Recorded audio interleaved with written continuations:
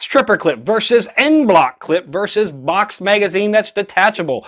Why do these things exist? Which one is the best? Well, it kind of depends on your preference. They each have their advantages and disadvantages. The cheapest is by far the stripper clip. Single use, loading into a magazine, whether that's internal to the gun or external, like this guy. The big benefit there is that it doesn't, you lose it, it doesn't matter. It's cheap, it doesn't matter.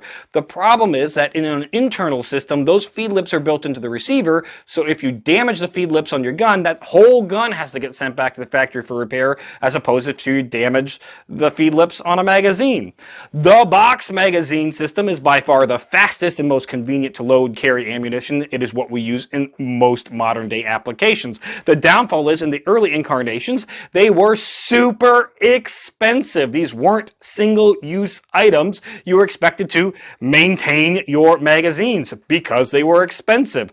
The benefit, though, is if that feed lip on that magazine gets damaged, you're not replacing a whole gun, you're just replacing a magazine. Your middle-of-the-road guy is your N-block clip. It's the speed of a stripper clip with the cheapness of a stripper clip, but the feed lips of a magazine. They have their advantages, but there are some big disadvantages.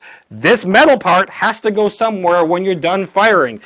In a semi-automatic M1 Grande, it ejects out the top when you're done. No big deal. The problem is I'm putting this in the top of the gun in a mechanism that likes to do that. So yes, if you load it properly, it's not going to be a problem, but if you load it improperly, that's going to bite you. The other way to deal with getting rid of the N-block clip is, putting a hole in the bottom of the magazine, which then leaves that magazine exposed to mud, dirt, debris, which you can then get into the internals of that magazine, messing up the spring system that's in there. But again, cost effective, very cheap. There's a reason why a lot of militaries, especially around World War II, went to the N-block system.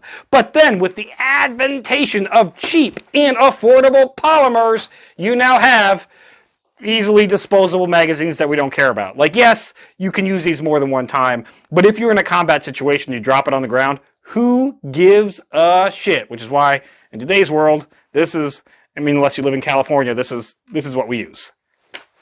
Magazines!